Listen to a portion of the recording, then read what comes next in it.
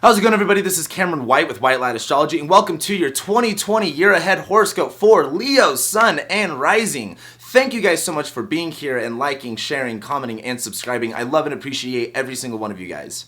In this video, we're going to be going over all of the major transits of 2020 by each quarter and how they'll be affecting you. And now, while there is a lot of astrology happening next year, we're going to be briefly going over the major events so you guys have a general idea of what's going to be going on for you guys this year. Now, if you would like a more in-depth and specific analysis of what's going to be happening for you for 2020, please be sure to check out my website where you guys can purchase a year ahead reading from me, where I'm going to be going over all of the specific transits and the big major events that are going to be affecting you specifically for your chart for 2020. And if you like this year ahead horoscope and you also like weekly horoscopes and monthly horoscopes, please be sure to check out my page and subscribe for all of the latest astrology info and updates. And also follow me on Twitter if you guys like to talk about astrology, engage with me as well as a bunch of other astrologers. If you're not on astrology Twitter, get on there already. And if you'd like to support me and my work and get access to exclusive content and knowledge about astrology, be sure to check out my Patreon page at patreon.com/whitelightAstrology. And now, with all that being said, let's go ahead and jump into the horoscope. So before we even start 2020, we're ending 2019 off with Jupiter moving into Capricorn. Now, it's going to be in Capricorn for the whole year of 2020, so this is a pretty big deal. Jupiter, of course, the planet of, I almost said love, but he's the planet of, fortune, gifts. He expands whatever he touches. Jupiter is looking to bring faith, have a sense of spirituality to things. It's always questioning why. And Jupiter is moving into the sign of Capricorn. Now, this isn't necessarily the best thing ever because Jupiter's moving into its sign of fall, which means Jupiter doesn't operate as well. It doesn't have all of the resources to the tools that it can use to do the best job it can. However, Jupiter is kind of making the best out of a crappy situation. Jupiter is really kind of trying to utilize whatever it has to the best of its abilities. Now, as Jupiter does go through Capricorn, it is going to go through your 6th house. Now, the 6th house is all about work, routine, what you're doing every single day, employment. So as Jupiter enters this part of your chart, you may find yourself a lot more busy with schedule and work that you may not exactly enjoy doing, but it's at least working out to you in some benefit, in some way, shape, or form. But as we actually go into 2020, we're starting 2020 off with Saturn conjoining Pluto in Capricorn. Now, this is a super big deal. Astrologers have been talking about this for a very long time. If you get some time, I would definitely research the Saturn-Pluto conjunction. However, for the sake of ease and time, the way I want to explain it is Saturn is the planet of limitations, of responsibilities, of walls and barriers, and it's conjoining Pluto, which is the planet of, death and chaos, which is a little dramatic, and it doesn't need to be that dramatic. But a good way to look at it is that you're going to be kind of handed a plate of responsibility and work that you may not always enjoy, and it might be scarce with what you have. And I'm sure you've known this theme coming up for the past couple years with Saturn transiting your 6th house. This isn't anything new, but this is kind of realizing that there's not enough that you really, you don't have enough that you need on your plate, you need a little bit more, but you kind of have to just deal with it. Saturn conjoining Pluto in your 6th house is really handling the responsibilities and the obligations you have with your health, with your work. And again, Jupiter's now in Capricorn at this point. There is some relief to this. There is making the best out of a crappy situation, and that crappy situation is Saturn conjoining Pluto in Capricorn. Now, as we move forward, we have the first of 3 Mercury retrogrades of 2020, and this one's happening in Pisces. Now, Mercury retrogrades are the time to reflect, to review, to rethink, to go over things. And as Mercury retrogrades in Pisces, this is happening in your 8th house. Now, the 8th house is a very interesting place. It's about death. It's about other people's money, inheritances, debts, things that you don't see that people have. You don't always know what other people have, hiding in their pockets or whatever. And Mercury is that planet of course, thinking, communicating, and as it's going backwards and you're rethinking, reviewing everything that's happening, this is going on in your 8th house where it's about kind of going over any debts or obligations you might have, anything owed to other people. This might be a miscommunication of what you thought someone else had or what you thought you were about to be given. It's a very depending thing on your chart, to be honest. But as Mercury does retrograde in Pisces, this may be a time of kind of, getting a little bit frustrated with wondering where things are. The 8th house is a hidden house, so it might be hard to understand everything, but it's not that big of a deal. It's one of 3 Mercury retrogrades. You will live, we'll get over it, and let's move on. But then, of course, on March 1st, we have a pretty big deal. Saturn is moving into Aquarius, where it's not going to stay there. Saturn is going to retrograde, go back into Capricorn, but this is going to be a pretty big introduction to a big theme change.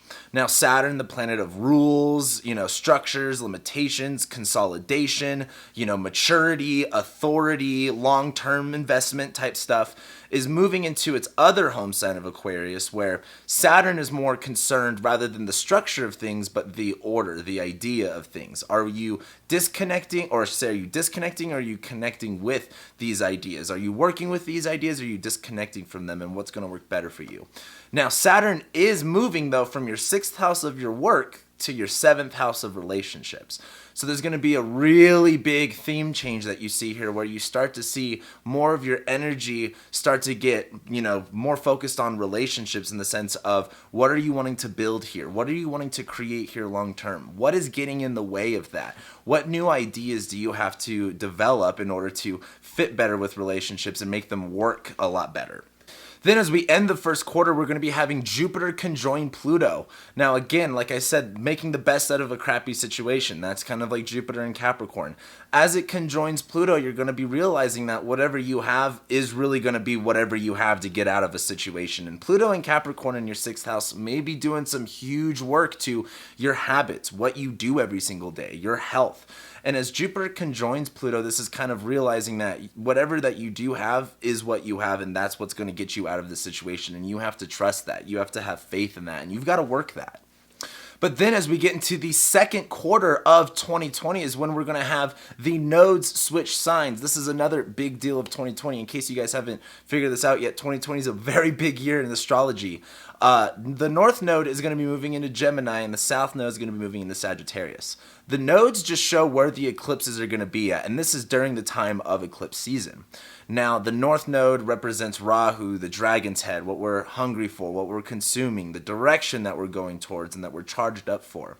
And as the nodes move from Cancer to Gemini, we're moving from focusing on what our needs are for you specifically, Leos. This is going into your 11th house of Gemini, where you get to focus more on understanding, communication, information being received. And this is coming from that space of friendships, of groups of people, of collective endeavors. And so as the North Node moves into Gemini, this is going to be a lot more of a social time for you, getting out of your shell that you might have been in the last couple of months, and really starting to focus yourself towards who do you know and getting yourself connected to the communities that you want to be connected to. However, with the South Node moving into Sagittarius, the South Node is what we're releasing ourselves from, the direction that we're going away from, that we just came from, that is in Sagittarius, of the sign of belief, the sign of our faith, the sign of spirituality. And as Sagittarius being all of these very bigger life stuff, the South Node is kind of like letting go and kind of straying away from what we thought we believed, and the North Node in Gemini kind of turning us towards what we understand and what we know and what information is being presented to us now. And as the South Node goes through Sagittarius, it's going through your 5th house of love, of romance, of hobbies, and the things that you like to create. So this might be a big time of kind of releasing of the things that may not really bring you that much joy anymore, and starting to find more joy connecting with other people and helping them, and having them help you figure out what it is that you want to do. And then later on that week in May, we're going to have Venus station retrograde in Gemini. Now, this is also one of the big highlights for this year, because Venus, the planet of love and value, she wants you to connect to the things that you enjoy. She wants you to indulge, have good sex and stuff like that. As Venus is in Gemini, she's looking for mental stimulation. She's looking to be stimulated, looking to socialize, be a butterfly. And with this being in your 11th house, this is about your friends and connecting more with the people that you love. But as Venus retrogrades, you might find yourself having a value shift with what kind of people that you value and who you're actually surrounding yourself with. Are you being stimulated by these people? Are you receiving what you need from these people? And that's going to be a big theme for you guys with this Venus retrograde.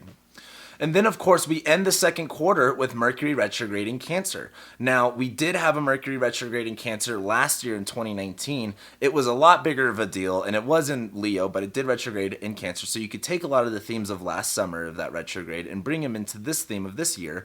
And the big thing is that the Mercury, when it's retrograde, we're talking about reflecting, reviewing, going over things again. It's in the sign of Cancer, of needs, of nurturing, of trusting, of kind of protecting. And this is happening in your 12th house of repressed and unacknowledged parts of yourself. Things that are hidden, seclusion, kind of self-healing, being isolated by yourself so you can have time to think and stuff like that. And as Mercury retrogrades right here, you might be realizing more again of what your needs are, what your wants are, what do you need to communicate and what do you need to express, say what needs to be said. But then as we get into the third quarter of 2020 is when things start to change, because Saturn retrogresses back into Capricorn. Now, that theme of responsibility, obligation, walls, barriers, consolidations that you've dealt with in relationships now comes back to your energy, what you're doing every day, your habits, your work, your employment. And as Saturn goes back into Capricorn, this is kind of about going back and handling any other last minute responsibilities or obligations you could have had with your work and your routine, and kind of handling that's where the issues start to come back from. You get to stop focusing on relationships again for a second and go back to focusing on what problems are you dealing with at work and what needs to be addressed.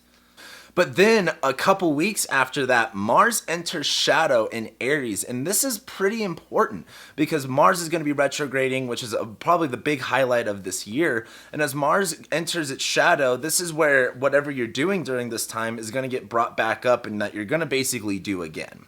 Now, Mars is in Aries at this time, so it is going to be energizing you to accomplish more, do as much as you can, which is exciting. And it is going to be in your 9th house of your belief, of far distance travel, of growth, of higher education, of publishing, of spirituality, and fixed religions. The 9th house is very much an exploratory place.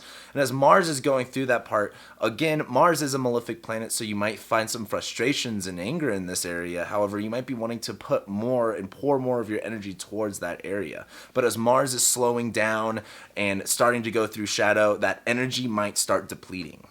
But 3 days later, on July 28th, is when Venus is actually going to leave shadow. So as Venus retrograded in Gemini and you had that value shift of who you want to surround yourself with and who's stimulating you the most, Venus starts to move direct, get out of shadow, and you get to start actually covering new ground and kind of surrounding yourself with these newer people in this newer community that actually brings you some, fun and enjoyment. But then from August 4th to August 27th, Mars is going to square Pluto, Saturn, Jupiter.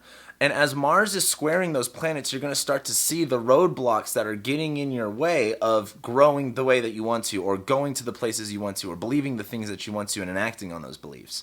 Now, Jupiter, Saturn, and Pluto are all in your 6th house of your work, your routine, your health, your habits, what you're doing every single day. And you're going to start finding that your roadblock really lies with your habits and what you're doing every single day. And as Mars is squaring all this stuff, you're going to start to see that maybe your beliefs and what you believe that you can do isn't aligned with what you want to believe. And you're going to start to realize that it's going to take you to believe something else in order to get over this hump.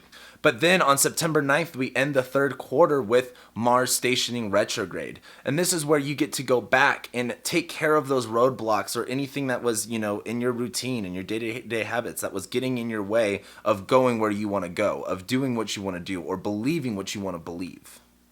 Mars stationing retrograde is the time to really take that focus on addressing those obligations and not necessarily moving forward with the other thing, because you have to focus on taking care of this thing.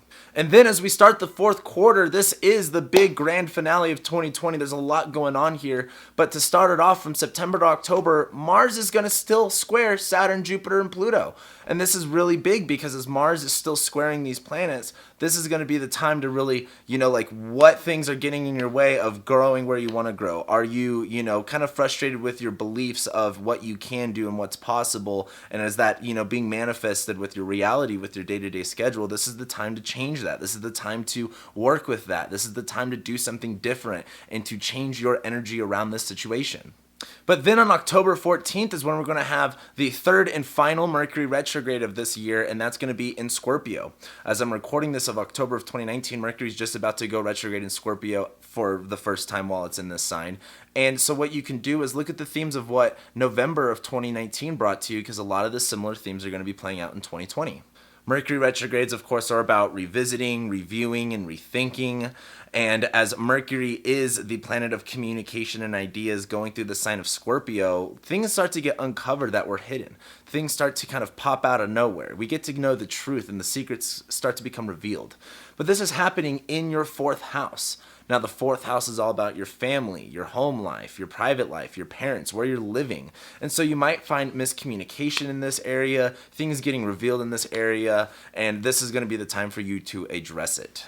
But then starting November 12th, that's when we're going to have Jupiter conjoin Pluto for the 3rd and final time. Now, like I said in the beginning of this video, Jupiter in Capricorn is really us utilizing what we have and making the best out of a shitty situation. And as it conjoined Pluto the first time, you kind of had to realize that this is all that you got, and it will work. You just kind of have to figure it out, and it's a little bit intense. But as Jupiter conjoins Pluto for this 3rd and final time, this is that thing of like really making that one thing work, and it changes a lot and it benefits you. And this is going to be the time where you start to implement those changes that you've been looking for within your habits, within your work, within your employment, and what you're doing every single day. And what's awesome about this is that the next day on November 13th, Mars stations direct and starts to move forward. So after you handle all of those obligations and cut those cords or those ties that might be holding you back, this is when you get to start to charge forward, start leading yourself, doing something different, and start to initiate all of the things that you've been wanting to since Mars has been in shadow.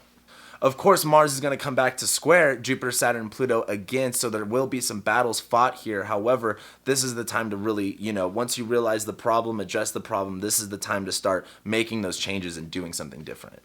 And then as we get to the end of November into the beginning of December, that's when we're going to have the second set of eclipses that are going to be happening in Sagittarius and Gemini. Now, with this being focused on Sagittarius, where the sun will be, this is going to be focused on letting go and releasing what beliefs you might have had around love, around intimacy, around sex, around creation. If you have any hobbies, if you have anything that you personally create or that you find joy in that makes you unique, this is where you get to kind of focus on this part and go, what needs to get addressed here? What do I need to take care of here first, so then I could start moving towards that direction of expressing my talents and my gifts and my abilities with communities. But then the final showdown, the big bang of 2020, at the end of 2020, we're going to have Jupiter and Saturn both move into Aquarius and conjoin each other. Now, this is a huge, huge shift. Just like Saturn-Pluto conjunction, that's a big deal. This is also a big deal and a big cycle. I would also recommend looking into this on your own so you have a better understanding. But as Jupiter moves into Aquarius, this is where Jupiter, the planet of good luck and fortune and belief and expansion, goes into the sign of connecting the dots, of connecting with, of, getting the right mindset around what's right and what's wrong, what's going to work, and where can you see hope, where can you place your faith. And this is happening in your 7th house of relationships. So you're going to start to find a lot more, opportunity, a lot more of a blessing, a lot more of a fun time, and a greater opportunity to happen to you within the context of relationships. But with great things comes great responsibility, and that's where Saturn comes into play, because as Saturn goes back into your 7th house, not only are you going to have all these great things and these opportunities to work with, you're also going to have responsibilities, obligations. You're going to deal with walls, you're going to deal with frustrations, and you're going to deal with doing hard work to get those Jupiter things. And that's kind of how we end 2020, and we're kind of starting 2021 off with a whole new, fresh energy of Saturn and Jupiter in Aquarius.